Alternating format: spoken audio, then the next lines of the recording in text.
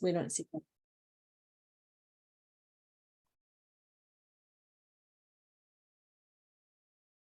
All right. We have people joining right now. Welcome. As you join, we would love to know where you're calling from. So in the chat, just to give a shout out from your neck of the woods.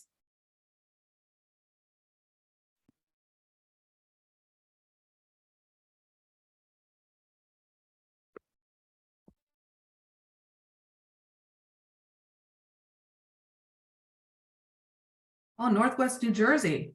I'm in New Jersey. Hello, hello, hello. Central California. Nice. Alberta, Canada. Edmonton.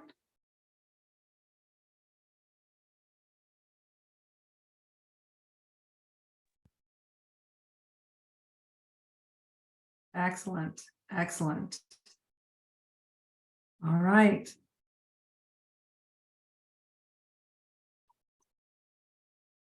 We'll give it a few more seconds. We have someone from Phoenix, Arizona. That's where I was born. So welcome, welcome, welcome. Make me miss home a little bit there.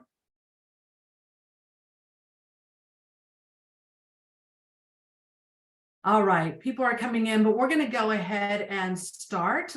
First of all, thank you very much for joining us. We are so grateful that you decided to take this hour to spend with us, and I'm excited to introduce you to our panelist today. But for those of you who have visited our series before, welcome back. And for those of you who are joining for the very first time, I just want to let you know these webinars are hosted by the International Coaching Group, also known as Coaching Out of the Box.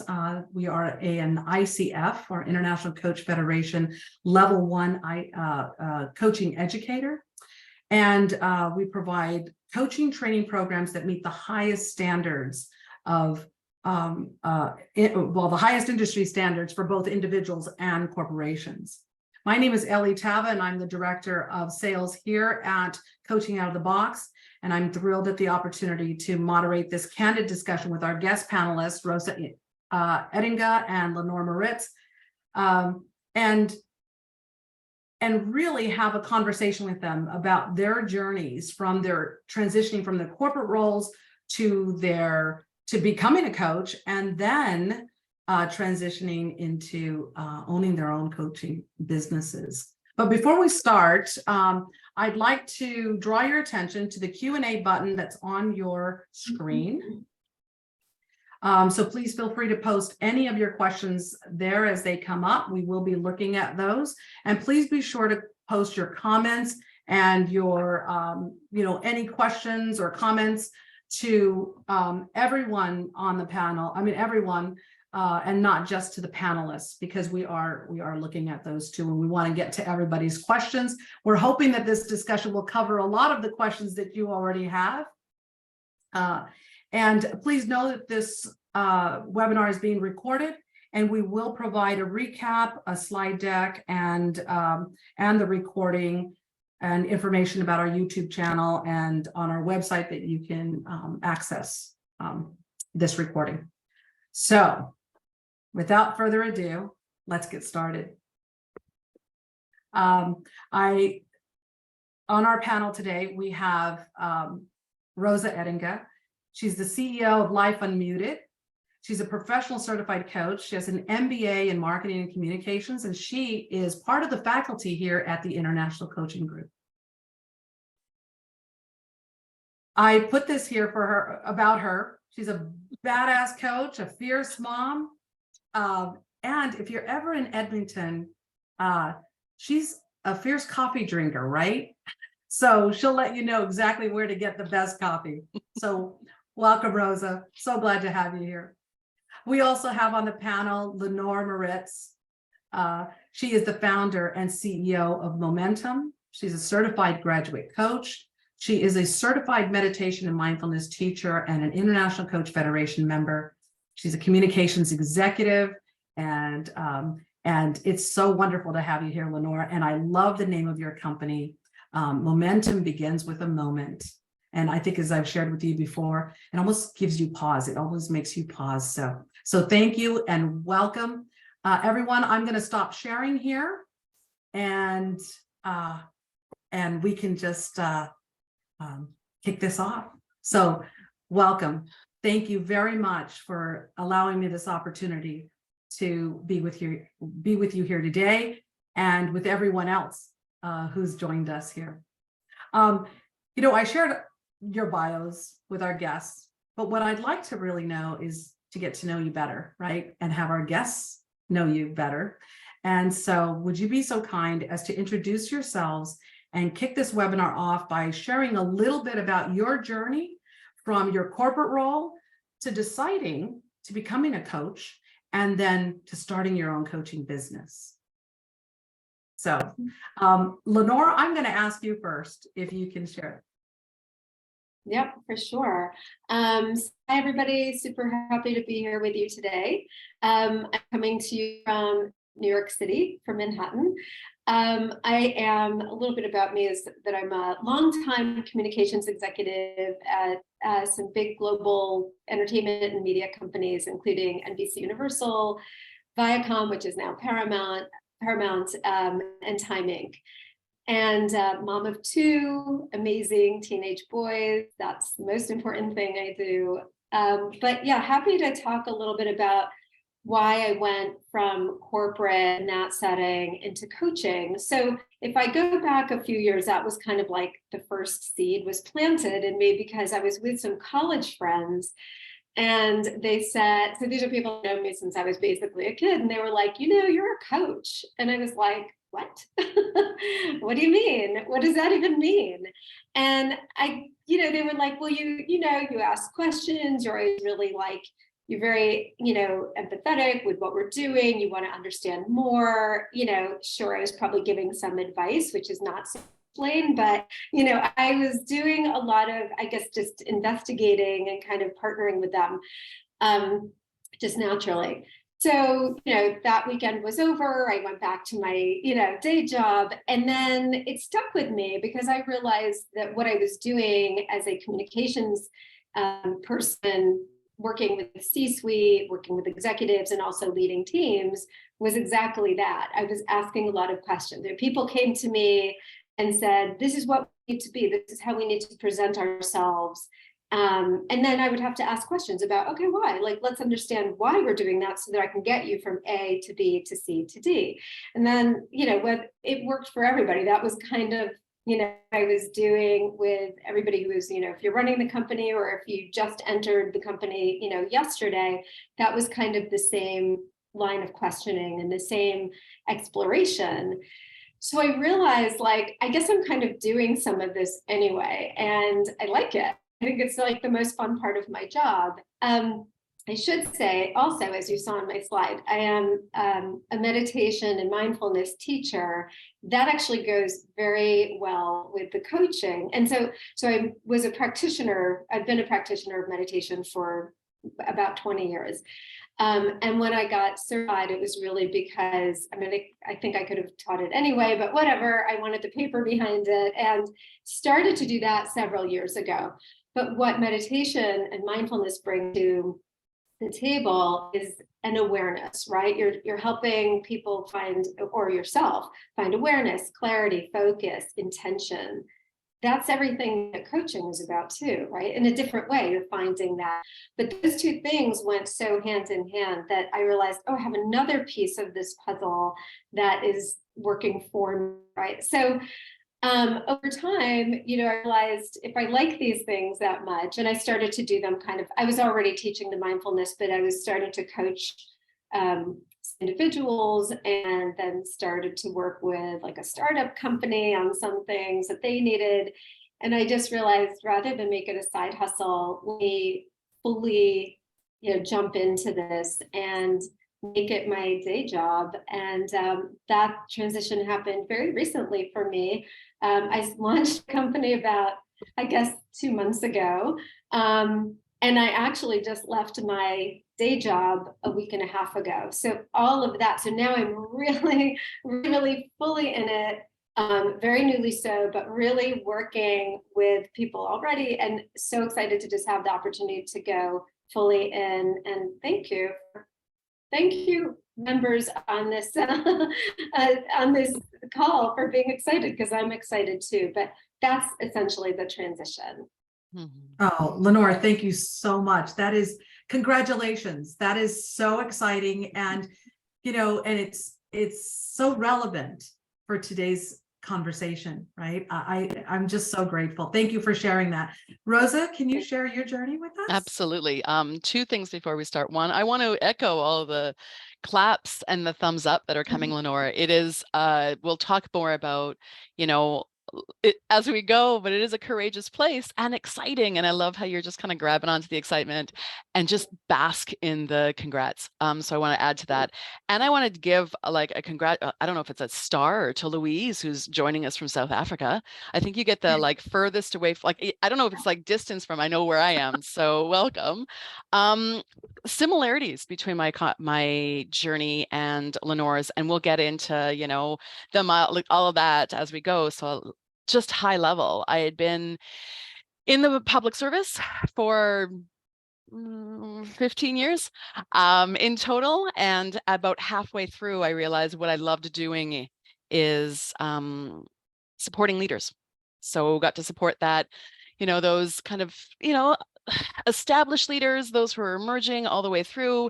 It's a lonely place in some cases. And I loved having those conversations. I loved supporting leaders, but I didn't have a name for it. So halfway through, I will say about the halfway mark in my almost 15 years, I became a coach, almost fell into it very, I was out for dinner and someone had mentioned coaching. So I love that conversation where people are like, hey, have you ever heard of? And I thought, I can't play basketball. I'm short. I can't coach. And then I realized, so I did the training, went back to the public service, and actually had like almost like 2 break points. Like I just like 2 milestones where I thought, here's a large organization of 26,000 people. How can I bring my coaching skills and do something, change something, use them? And then I went back to my job, but that job shifted a few times. And I created a coaching practice. So I was coaching leaders in healthcare I don't want to say off the side of my desk, because I was all in it when I was there doing that. And I still had my full-time job. And then I would say about 6 years ago, I made the decision for a variety of reasons. I know I'll talk about how I knew. I made the decision to not only come into, have my company full time, jump in with both feet, and also just change the direction. So I actually changed one of my companies. So I've had 2 that was focused on one thing and created Life Unmuted during a pandemic.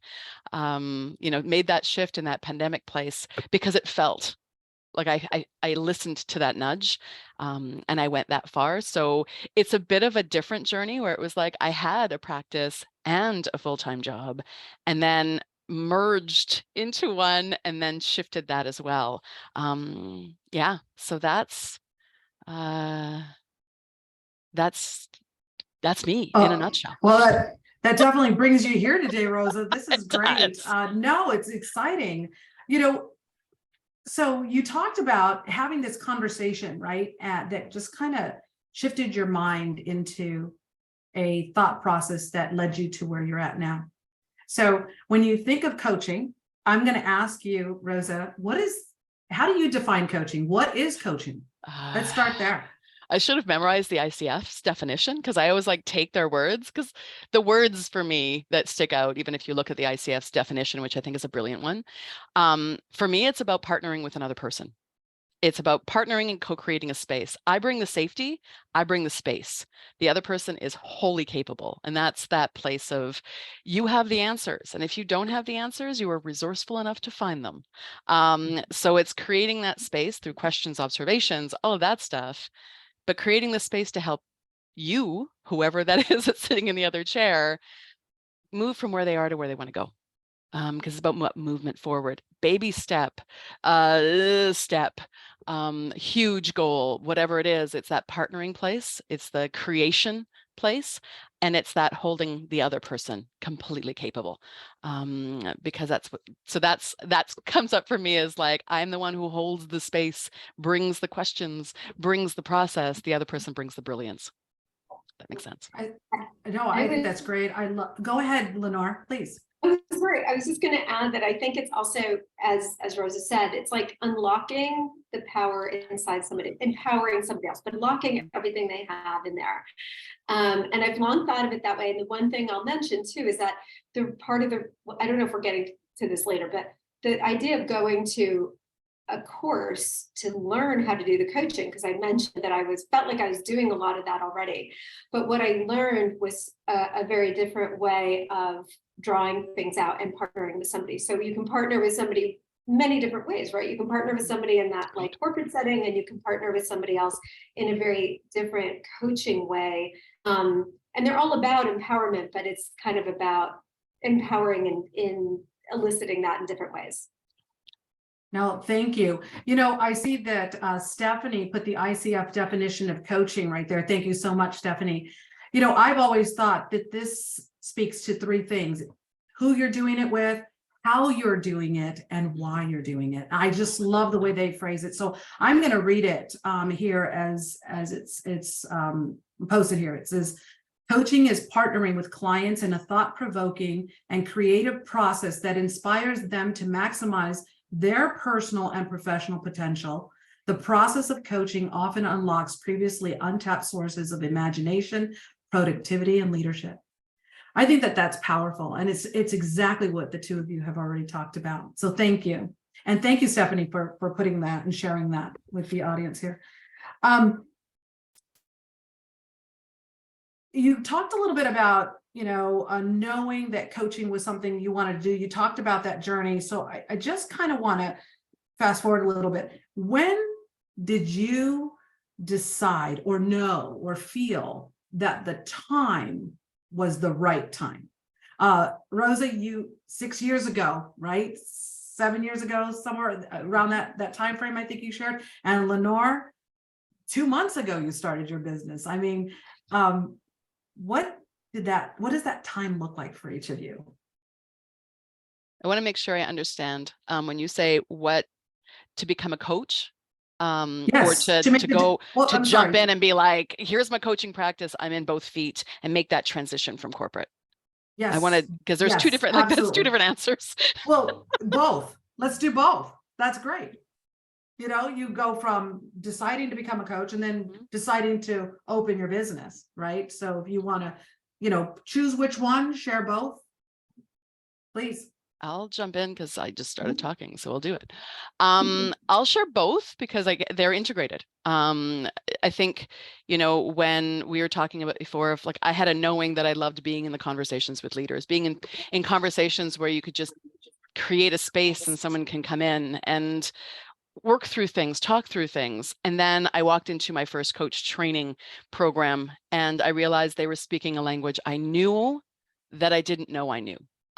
So it was something that was innate in me that I'm like, yeah, I get, they're speaking this language. I get it. So that was at that point where I had language to say that I was a coach. Like someone's like, you've been a coach all your life, but that was where I had the language to say, this is what coaching is. This is who I am. It's in my cells. So I think at that moment, that's when I knew I was a coach. And then I wanted to create like the skills and sharpen the saw. I want to take Stephen Covey's language and figure out what that meant for me, how that showed up. And then for me, that kind of transitioned to returning back to a position that I didn't get to do a lot of that. I didn't get to do a lot of, enabling and empowering, and then shifted where I was to add more of that. So I've been an internal coach. I've created internal coaching programs. I've been an external coach, and all in that space of how do I want to create it? What looks great for me in this moment? What is valuable for me? What do I have to have? Who's going to pay my mortgage? Like all of those questions, and then making the full transition into, jab, jab, as Allison used to say, into being full-time in my coaching practice, that was driven by a big life change. He turned 6 last week. Because when I was thinking about returning to a corporate job, there was nothing that I could see that met 3 things. One, my energy level, that I'm like, whew, I want to, I'm getting older. I want to do like what I love doing. I couldn't find a way to add that to the life I was wanting to create for myself, my family, my legacy. I wanted to look at it that way. And then I was thinking, where would I love to use my skills? What do I love doing? And I couldn't see a space where those 3 things came together that I could return. So it was like, over coffee, coffee's a theme. Over coffee, it was like, you know what? This is it. And that's when I knew, because I listened to that "this is it" feeling. So that's kind of how I knew on the different milestones. I'll pass it to Lenore. And I jumped into wanting to formalize, like, what does coaching mean, and get into a program, because I was just very curious about what it was. And I felt like I probably would gravitate to it anyway, but I just really wanted to understand it better. So I went into, and I needed a program that fit into a busy life, right? I was working full-time in a very, very demanding job, mom of kids, and wanting to have some time for life.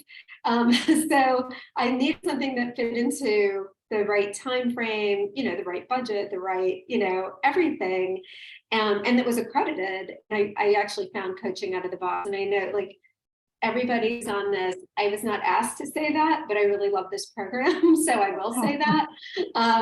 And that's really from the heart. I had a great cohort. We still have, some of us meet monthly still, just to stay in touch and to support each other.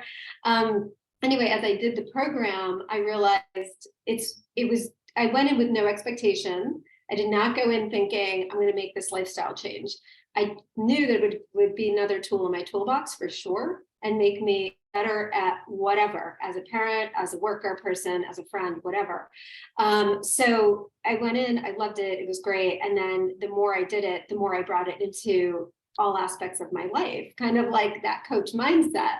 And instead of, I was so used to consulting and being a advisor, that it was a great new tool to go into, understand how to just do a lot of, ask a lot of questions that moved the conversation forward in a different way. So anyway, that was, I loved it, and that kind of evolved into something that I started to infuse more.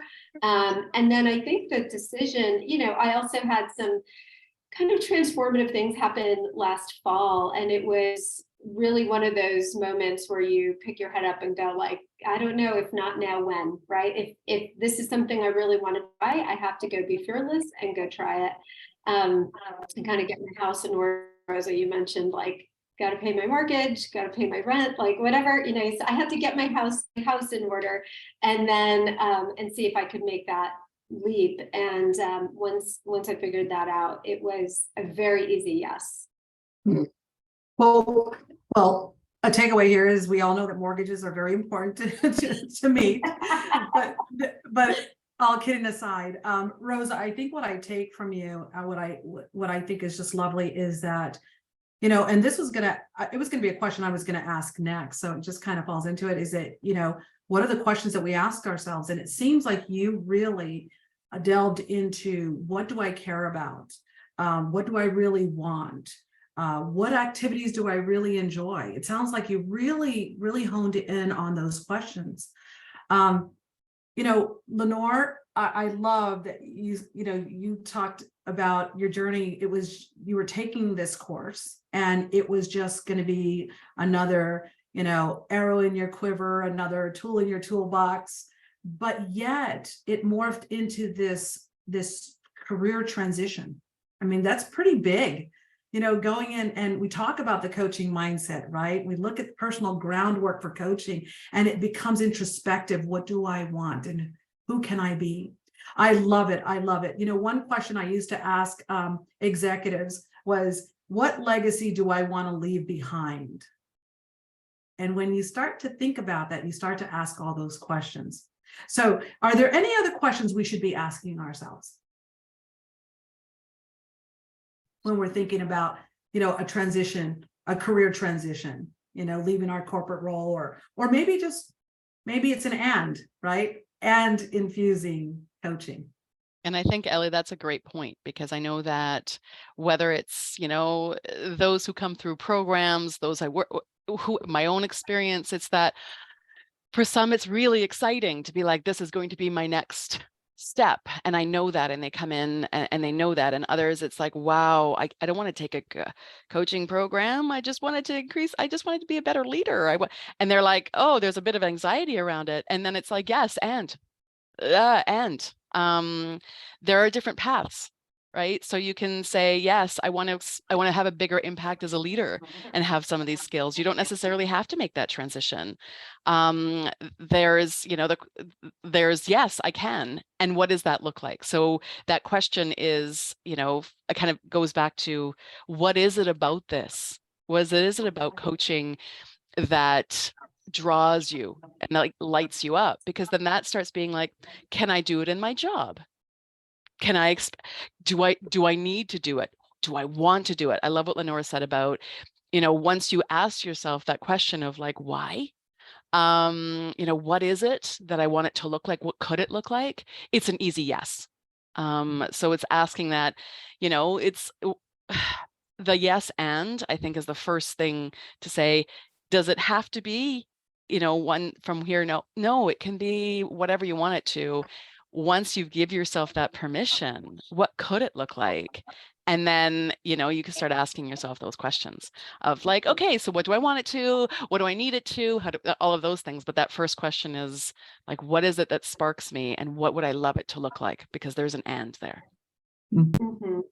And then I think with every transition, right, with every change you make, whether you're moving to a new city or you're changing jobs or you decide to have children or whatever, everything is, I don't want to say having children is a calculated risk, but maybe that one doesn't fit in. But like things are a calculated risk. Things in life are, how much do I want to stomach this? I see in the chat that there is fear, there's doubt, there's all these things that come into play, and that everybody has. And as a mindfulness teacher, I know that for sure. So I see that, and I see how people open up to this idea. And there are many ways to handle it. I see also asked do I tell me something? Do we tell ourselves something daily? I mean, to me, it's that you take it one step at a time. So rather than like, yes, have the goal, but also be here in it right now. So know that you can like afford, and I mean that in many different ways, psychologically and financially and all these, know that you're set up to do that. Have a support system that supports you, again, emotionally and in every way that you need, so that you have somebody to turn to on the days when you feel like you have some doubt. So have your cheerleaders, but also remember to talk to yourself. I talk to myself as, my best friend, right? Instead of being like, I literally would go through, why would somebody hire me? And then I would change that around and be like, well, why not? Like, why not? They're hiring other people, they'll hire me too. So it's all about kind of putting yourself in the right mindset. And it really does work, like truly. So those are some things that I, have done. I've coached myself through, I guess, or used my mindfulness with. That's great. And Lenore, last month we did a webinar on coaching and the imposter syndrome, and you kind of touched on how do you give yourself that feedback. So for those of you who are visiting and were not able to attend that, just ping us and we'll send you the recording. But we do have a couple of questions here on the Q&A, and I want to make sure that we address those and they fit perfectly into the questions, into the discussion we're having right now. The first one is from Wendy Boulevard. What did the initial forecast for the first 3 to 6 months look like for you in terms of number of clients, real ones, not practice ones? Were you right on, below, or above the volume forecasted? Well, Rose is Lenore. a minute longer. So I Okay, like I don't want to always be like, oh yeah, I'm jumping in.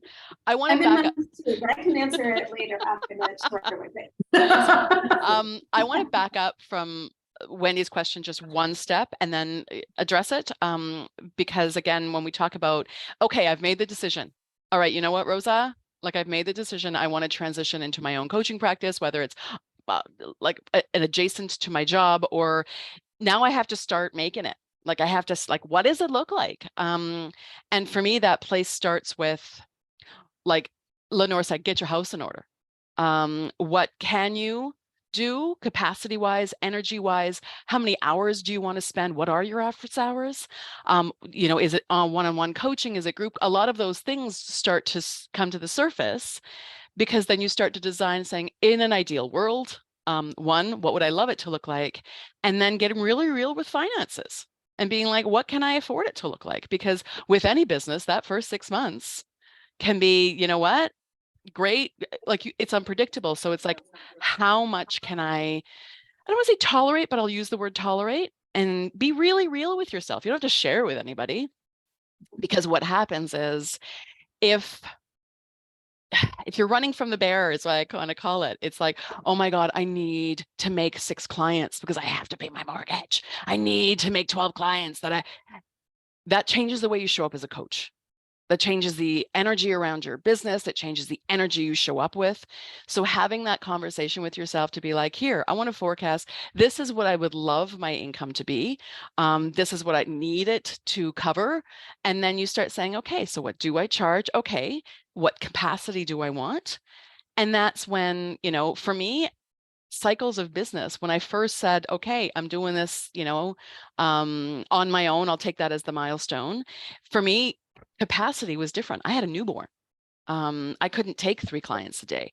I could, like, energy, it was in a lifestyle, but it was also very important to me to jump in with both feet, to have that creative and time freedom.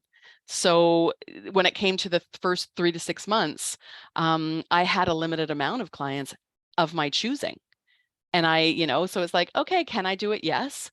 In terms of finances, and then being able to settle into, all right, I can only have, I want to say the first 6 months, I only had 3 clients. And I was cool with that because I designed it that way. So that's why I wanted to step back from Wendy's question to say, you know what, first ask yourself what you can do, and then step into it, and then be like, yeah, I can get these clients. Lenore, I'll pass it off to you. Yeah, I think, and for me, as I'm in a newer phase of this than Rosa, who's much more established and doing this a longer time. But before, when, going back to that house in order, I made sure that I had some runway, because I know I've been in business long enough, as, I think most of the people on this call have, that you don't always turn a profit very quickly. And to Rosa's point, you don't want to go into it and take clients that you're not necessarily matching up with, you have to make sure you're both the right fit for each other, just because you need to, make the rent. So I think, allowing for, if it's possible, to give yourself some runway, knowing that it might take a while to ramp up. And the other thing I'll say that I'm doing, that I started to do when I was still in my last corporate job, which I just left, was I did start to, I made sure that I had some clients. I mean, that helped me, right? It was my taxiing part before I took off. So I wanted to make sure that I had some things, and I'm trying many different things. Some of it's group, some of it's, because I have my business momentum has 3 pillars. One is coaching, one is mindfulness, and one is communications. And so there are a couple of different entry points for people to come in, for companies to come in. And so I'm slightly diversified in that, and I'm certain it will evolve over time. But that's where I'm starting and how I'm starting, and I'm staying really open to, and just saying, yes to a lot of different looks. Like, it's not just one-on-one, it's also group. It's also, you have to be very vulnerable, and you have to be comfortable with being vulnerable, because when I flipped the switch and put my website up there I was doing it, but I hadn't put the website up until I was leaving the job, because I didn't want it to be confusing. I didn't want to offend the people I was working with. But it was a very vulnerable moment, and you really have to be very comfortable with putting yourself out there and saying yes to things and not caring what other people think, and just believing in what you're doing and what you are offering, and knowing that you have, the why me, why not me, right? That I have the capability. So it's a lot of those things when you're starting off, and I think not necessarily putting the pressure of having a certain number on it, and allowing yourself some way to set it. You don't have to do that. Thank you. That's interesting, because I think oftentimes the transition for people who are in corporate roles, it's that, and we talked about, right? And coaching, they add that. And then to your point, I think, I don't know, I believe, Rosa, you said this, it's a mindset, and it's not overwhelming. I have to get to this number. I have to have this many people. But rather, like Lenore mentioned, you start acquiring clients and you start getting clients, and all of a sudden that ramp doesn't look so steep, right? That hill doesn't look so big, and that mountain doesn't look enormous.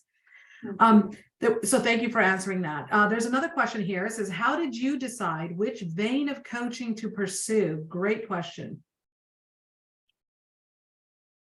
Lenore, you get to start this one because I talked. Well, I think that's a really interesting question too. And it's often the first question that people ask when I say I'm coach. Oh, what kind? Are you a life coach? Are you an executive coach? Now, I do think, as I just mentioned, I'm very open to this idea of an evolution will happen, because that's life. So maybe I will find a niche at some point, but at this point, I'm staying very open, because, in my mind, life, work, it's all kind of intertwined, right? So, if having a goal or wanting clarity is a very common theme. And coaching, when you learn the coaching method, you can work with, I think, anybody, right? Because you're really just, again, unlocking stuff that's within them, empowering them. So whether it's like, I don't have time to make a scrapbook, help me, or I'm not getting along with my boss, help me. Like it's not here and here. It's not like, you're on polar opposite ends. It's all very similar in the process. So that's how I'm approaching it. And for me, because I also have the mindfulness and the communications background, I am infusing and offering some of those things alongside it, and also kind of, with that, I guess, like alongside, adjacent to, but kind of intertwined as well. So whatever, I'm sure everybody on this call has multiple skill sets. And so when you think about, well, what else can I offer here? Or how else, coaching doesn't mean you give up everything else. You've amassed many different things in your own toolbox. And so bringing those in to your mix is also what gives you your unique flavor, and why people are going to be attracted to you. Sorry, Thank you. Yawning. Well, I kept nodding on that one. Yes. Yeah. Yes. I will second that, especially that last part, Lenore. You said it so beautifully, because it is, I was trained as an executive coach. I've coached leaders, business owners, everything. And it's whole person for me. Just like the person that is coming to you is a whole person, so am I. So I bring all of that with me. And that place of two things, even just about that, like what vein, and everybody talks about niching. Oh, you have to niche, you have to niche, you have to niche. Sure. It helps clarify for people to find you and for your client to hear you. At the same time, for me, it's who can you serve meets who do you want to serve? Like where do you light up the most? And for some, they're like, I don't know, Rosa, I just love having these conversations. And it's like, okay, do you know how you figure it out? Try different places. Like Lenore, you were saying it beautifully I'm just saying yes. And it's like, try. So, you kind of get stuck in I need a presence. I need a social media presence. I need a website. I need a brochure. I need, it's like, yes. And you need to coach. You want to be a coach. and figure that out for yourself. What lights you up? Who do you love being in conversation with, especially when we bring so much experience and life journey? And, you know, there'll be a lot of people who do not want to coach with me. They don't want me as their coach. And I say to them, awesome, because they will find someone who they do mesh with. And then others will find me and be like, I mesh with you because they resonate with who I am, what I bring, what I believe, my journey here. And that's cool. That's the other place of there's enough light for all of us. So there's a scarcity of like, I have to be like another coach. No, you don't. Please don't. Please don't. Because that's what makes us relatable, is what we bring, the energy, the fact that sometimes I swear. I won't, but sometimes I do. All of that secret sauce or that magic mix Lenore was talking about. Be in it, figure that out, coach, and then what you love doing and who you can serve, that will then become like evolve in the vein of coaching that you want to be, that flavor, and allow it to evolve. That's my biggest, you know, advice, is allow it to evolve like you do. All right. Well, thank you. We've got a couple of questions in the chat here. A question from Tara, and she said, you both are so inspiring. I am going through this transition now, lots of doubts, but lots of excitement, as well as a tremendous amount of support from others that I can do it. How do you be your biggest cheerleader? Do you tell yourself something daily? I'm gonna ask that question to Lenore, because Lenore, you're closest to Tara, to her experience. Yes, I mean, the answer is for me, and you know, you may have your own, you know, things that you practice, and for me it is the meditation, but it really, the reason I turn to, and the reason this helped me for 20 years through a lot of ups and downs of corporate life and personal life, is because it brings me here to this moment. And I think that a lot of fear-based thinking is because we look at the entire landscape all at once.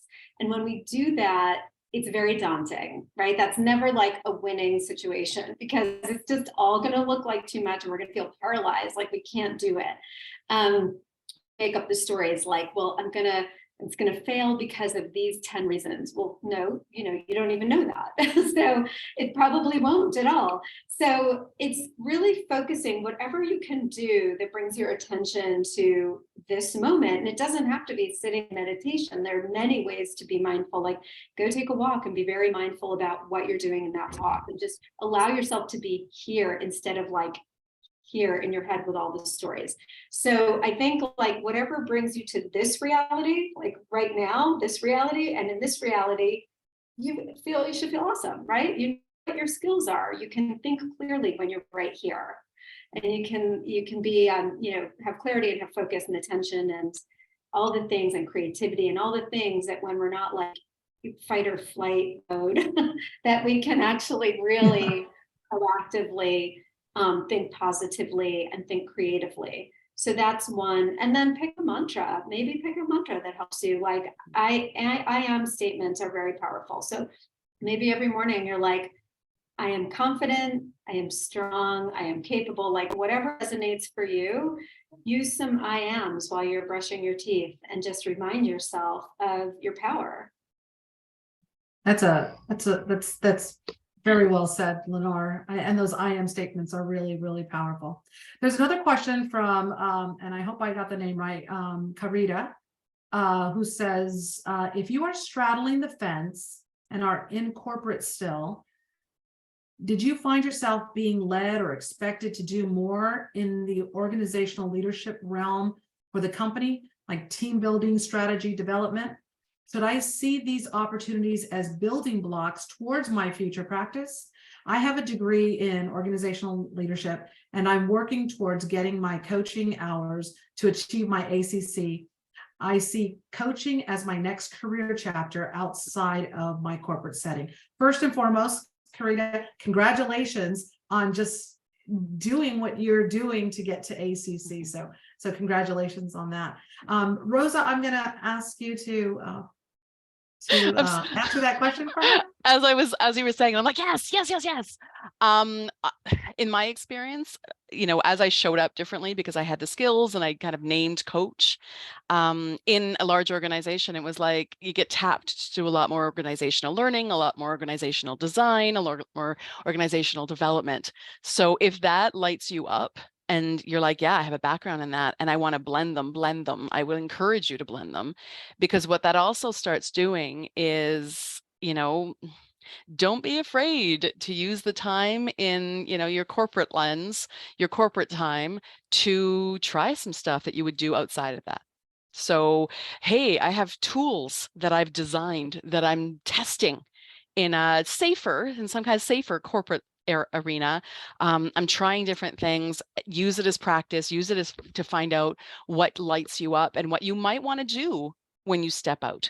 So sometimes we're like, oh, they can't know I'm a coach because I'm going to jump and I'm going to do this transition. And there's an and there. What if you could use that time, just share a bit more of you, test some stuff and use it as that jumping off.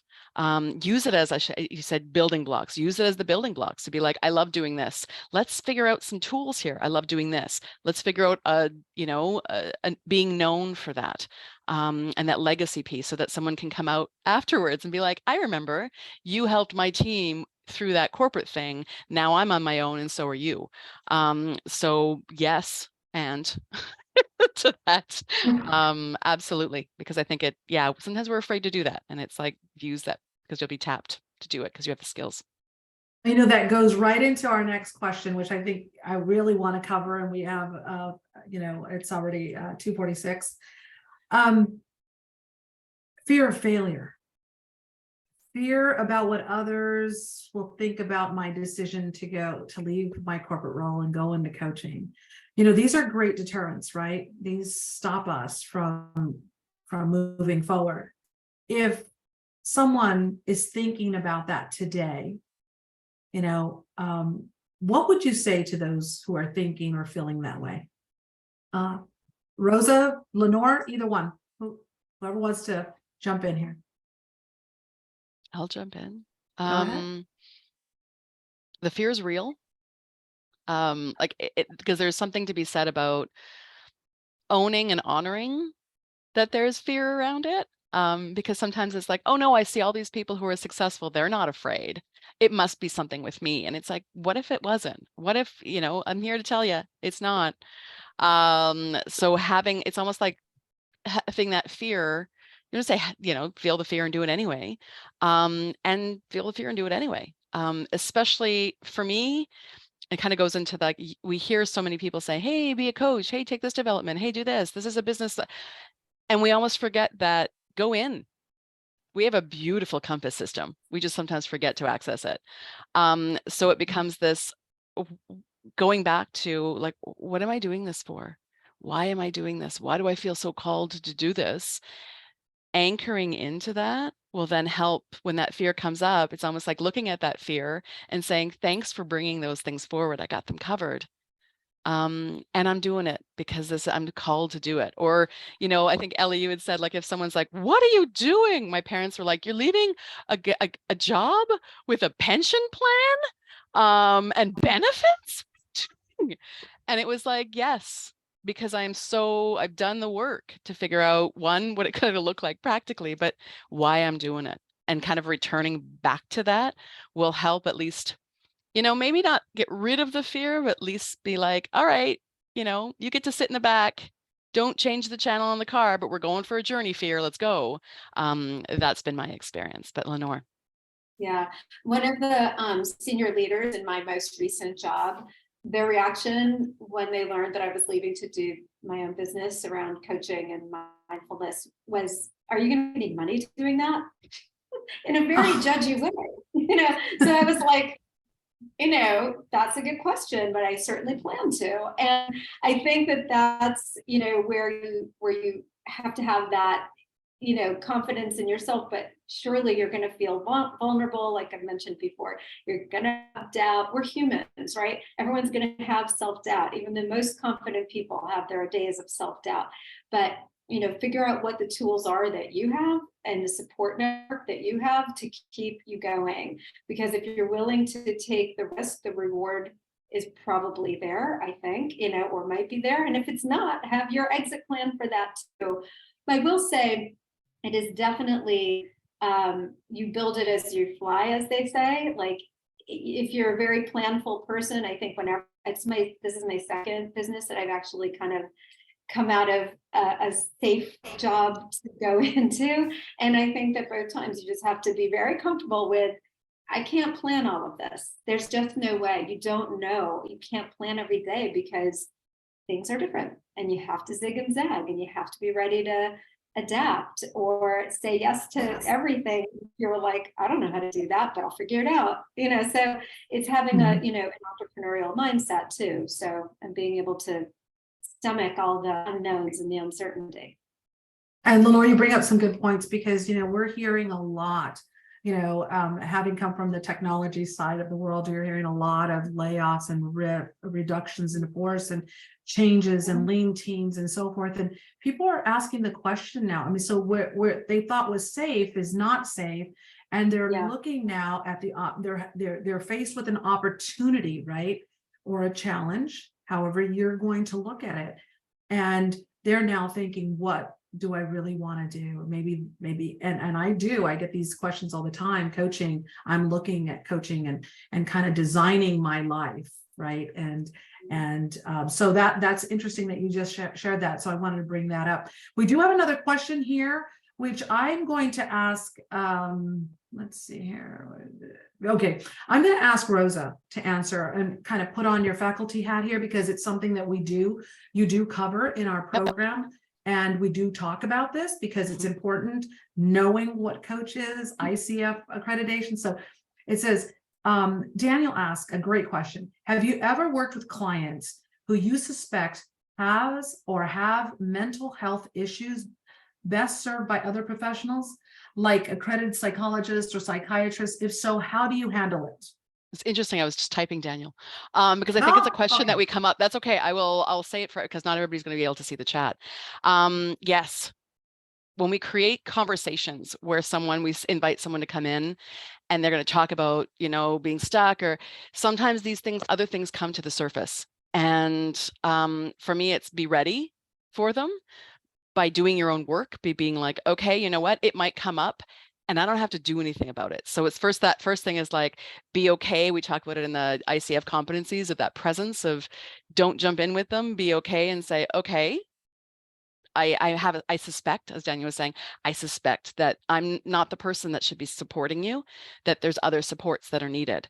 Kind of that first place of like, I don't have to deal with this. I don't want to, there was a fear of I might veer off. I commend anyone who's having those fears because it's that integrity that you have to the profession. Coaching is not, it may feel therapeutic sometimes. It's not therapy. There are very clear lines. And when we veer out, we do damage to the industry, but we do potentially do damage to the other person.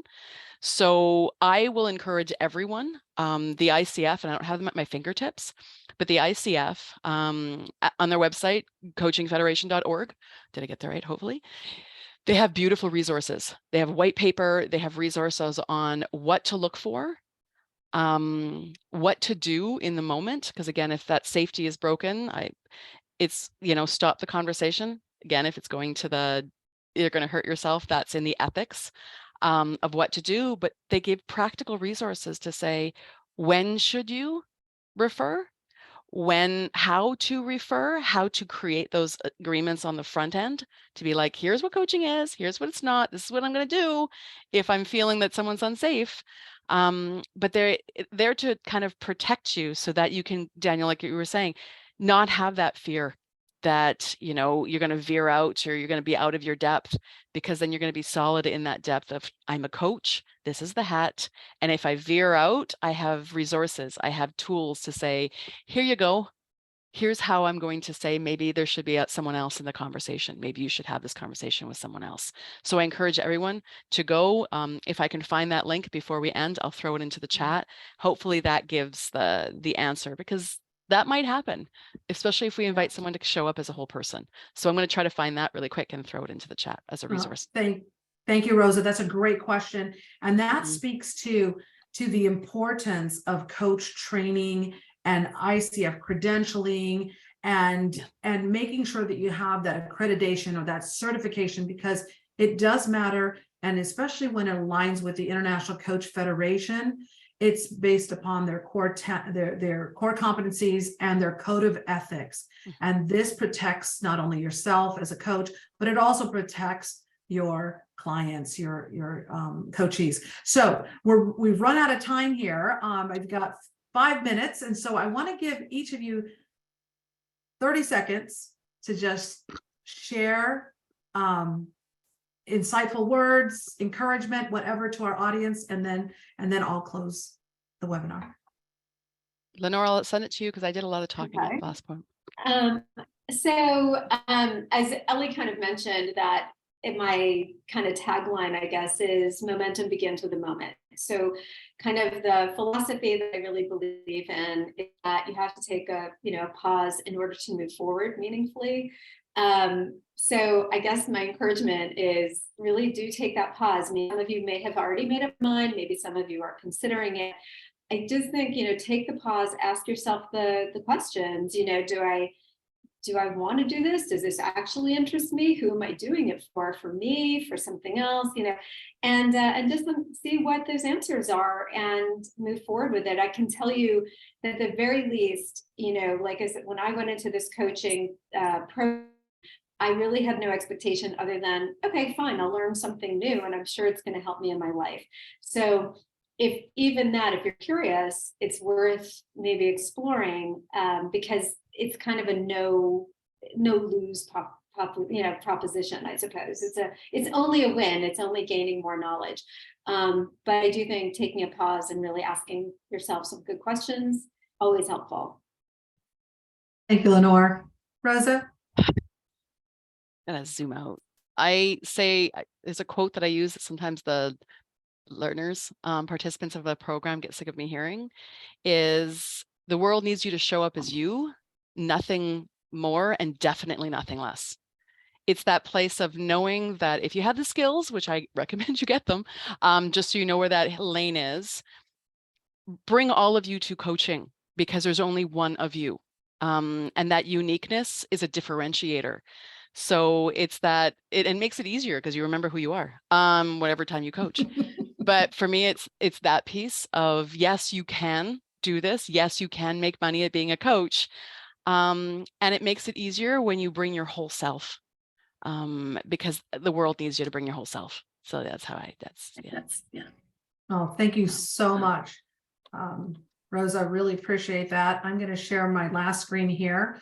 First of all, I want to thank you very much for, it's been my sincere pleasure to host this today. I think the conversation was real, authentic, and judging by the reaction of our audience, I'm so grateful that you spent the hour with us. We're going to be sending this information out, as I shared with you before. We have, a YouTube video that we'll share at the end of the week. And then also just want to share a couple of other upcoming programs here that we have. We have our Fast Track to ICF Credential program starting on Wednesday, May 3rd. Do take an enrollment call. Schedule an enrollment call, a call with one of our enrollment coaches. It's worth the ask. A 555 coaching skills training program starting on Wednesday, May 3rd. That is our flagship program, trademarked, taught both for the individual and at the corporate level. And then, of course, we support organizations in developing their internal coaching capacity, which has become quite popular these days. And so if you want or need any information about how we might be able to do those 1 to 2 day on-site, off-site, or hybrid coaching programs, please, by all means, don't hesitate to get a hold of me. Find out more with an enrollment coach, and please visit our Coaching Out of the Box website. It's actually, we launched our new website on March 9th, and it's beautiful, and and we'd love for you to visit us. Thank you very much to the panelists. Love you guys. And our technicians behind the scenes, our operations team, thank you, thank you, thank you. And for all your comments and questions, keep them coming. We are happy to answer them. Thank you. Please share. I did see that Stephanie put the link for the webinar that we had last month on imposter syndrome with one of our coach faculty, Susan Murley, who is a registered psychotherapist. So please, she was awesome, much like these women here today. Thank you, and have a wonderful rest of your week. Thank you all. Bye, everyone.